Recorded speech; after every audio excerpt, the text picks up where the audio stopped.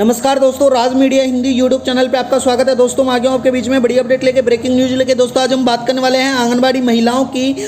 महिलाएं हैं उनके लिए बड़ा तोहफा दिया गया है सरकार द्वारा, यानी कि सरकार द्वारा दशहरे पर स्पेशल तोहफा दिया जाएगा जितनी भी देश की आंगनबाड़ी महिलाएं हैं। दोस्तों आंगनबाड़ी महिलाओं के लिए बड़ी खुशखबरी निकल के आई है। इसके साथ ही बता देता हूँ 1 अक्टूबर 2025 से मानदेय में बम्पर बढ़ोतरी होने वाली है।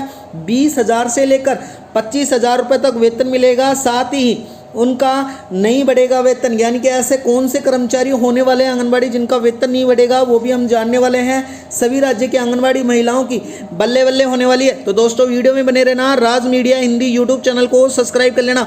राज मीडिया हिंदी यूट्यूब चैनल पर रोज हमारी इसी प्रकार से नई नई अपडेट आती रहती हैं। चलो दोस्तों वीडियो स्टार्ट करते हैं। देश के आंगनबाड़ी महिलाओं के केंद्र सरकार और राज्य सरकार द्वारा बड़ी सौगात दी गई है।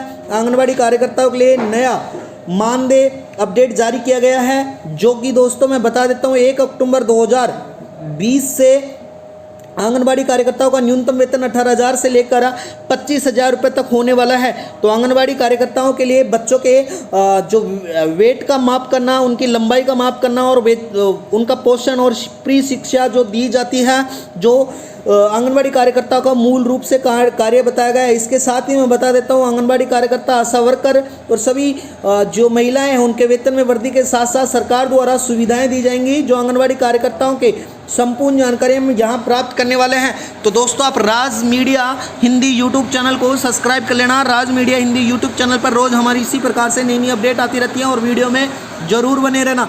दोस्तों बता देता हूँ आंगनबाड़ी जो कार्यकर्ता महिलाएं हैं राज्य के अनुसार अलग अलग वेतन के साथ साथ उनको अलग अलग सुविधाएं दी जाएंगी, जो हम संपूर्ण डिटेल्स इस वीडियो में जानने वाले हैं। तो दोस्तों आप राज मीडिया हिंदी यूट्यूब चैनल पर बने रहना। राज मीडिया हिंदी यूट्यूब चैनल पर रोज़ हमारी इसी प्रकार से नई नई अपडेट आती रहती हैं। दोस्तों बता देता हूं आंगनबाड़ी कार्यकर्ताओं की सैलरी 2025 में कितनी होने वाली है, यानी कि अक्टूबर 2025 से भारत में आंगनबाड़ी कार्यकर्ताओं के आधार पर लगभग 8,000 से 13,000 रुपये तक मासिक वेतन रहने वाली है। मध्य प्रदेश, केरल, उत्तर प्रदेश, इनमें इनके आंकड़े बहुत ज़्यादा होंगे।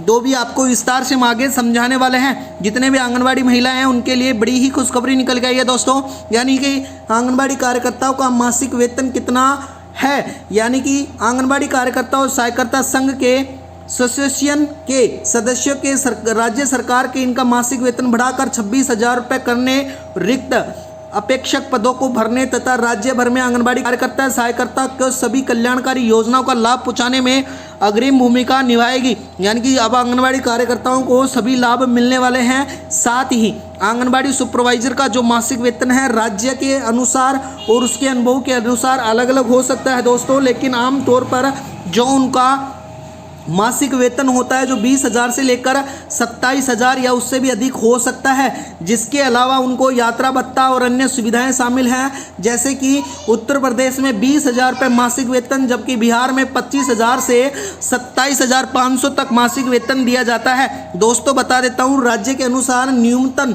यानी कि जो मासिक वेतन है उसके बारे में बात कर लेते हैं। बिहार में 25,000 से 27,500 तक, जो कि यात्रा भत्ता लगभग लगाकर 34,500 रुपये बनता है। इसी प्रकार से उत्तर प्रदेश में 20,000 जो मासिक वेतन है, इसके अलावा अन्य लाभ और भत्ते शामिल किए जाते हैं, जो कि 25,500 तक हो जाते हैं। इसी प्रकार से मैं आगे आपको बता देता हूँ क्या आंगनबाड़ी कार्यकर्ताओं को सरकारी कर्मचारी माना जाता है। तो मैं बता देता हूँ दोस्तों आंगनबाड़ी कार्यकर्ता और सहायकर्ताओं को राज्य और केंद्र सरकार द्वारा सिविल पदों पर नियमित रूप से चयनित स्थायी कर्मचारियों के समान ही माना गया है, और केंद्र सरकार और राज्य सरकार संयुक्त रूप से आंगनबाड़ी कार्यकर्ताओं और सहायकर्ताओं के पदों में सरकारी सेवा को सम्मिलित करने और उनके संबंधित पदों में कार्यरत लोगों को नियमितीकरण का प्रमाण भी देती हैं। साथ में बता देता हूँ यानी कि आंगनबाड़ी का मुख्य जो अधिकारी कौन होता है, प्रत्येक 25 आंगनबाड़ी कार्यकर्ताओं के एक आंगनबाड़ी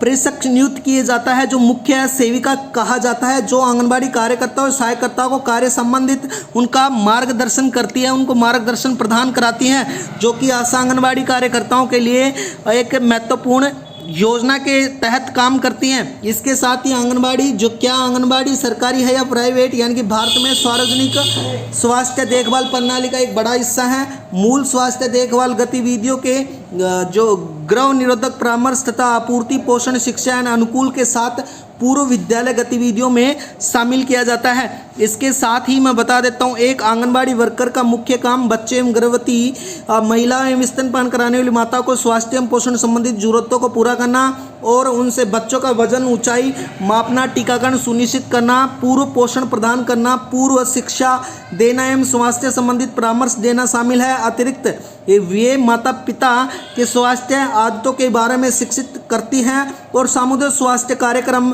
को बढ़ावा भी देती हैं। साथ ही मैं बता देता हूँ, आंगनबाड़ी कार्यकर्ताओं का जो मुख्य कार्य है बच्चों के विकास और स्वास्थ्य के लिए 0 से 6 साल के बच्चों के वजन ऊंचाई नियमित रूप से मापना और उनके विकास को ट्रैक करना आंगनबाड़ी कार्यकर्ताओं के मुख्य काम में आता है। इसके साथ ही बच्चों के टीकाकरण करवाना और उनकी स्वास्थ्य की निश्चित जांच करवाना होता है।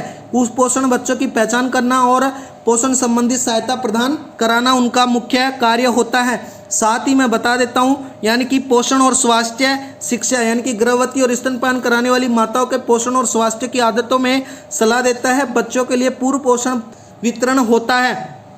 दोस्तों, इसी प्रकार से पूर्व स्कूल शिक्षा, यानी कि 3 वर्ष से 5 वर्ष के जो बच्चे हैं उनको पूर्व स्कूल शिक्षा और खेल आधारित गतिविधियों के माध्यम से अनौपचारिक शिक्षा को तैयार करना भी आंगनबाड़ी कार्यकर्ताओं के मुख्य कार्य में आता है। इसके साथ ही सामुदायिक स्वास्थ्य, यानी कि स्थायी सामुदायिक स्वास्थ्य और पोषण से जुड़ी योजनाओं का जो जानकारी है वो भी कर्मचारियों के पोषण में आता है। सामुदायिक स्वास्थ्य कार्यक्रम और जागरूकता अभियान को बढ़ावा देना, यानी कि दोस्तों इस वीडियो के माध्यम से हम जान पाए हैं कि उनके वेतन में बढ़ोतरी के साथ साथ उनको सभी प्रकार की सुविधाएं दी जाती हैं और उनके मुख्य कार्यों के बारे में भी हम विस्तार से बात किए हैं। तो दोस्तों बता देता हूं, राज मीडिया हिंदी यूट्यूब चैनल के माध्यम से रोज हमारी इसी प्रकार से नई अपडेट आती रहती है। दोस्तों चैनल को सब्सक्राइब करना, वीडियो को लाइक करना। धन्यवाद दोस्तों।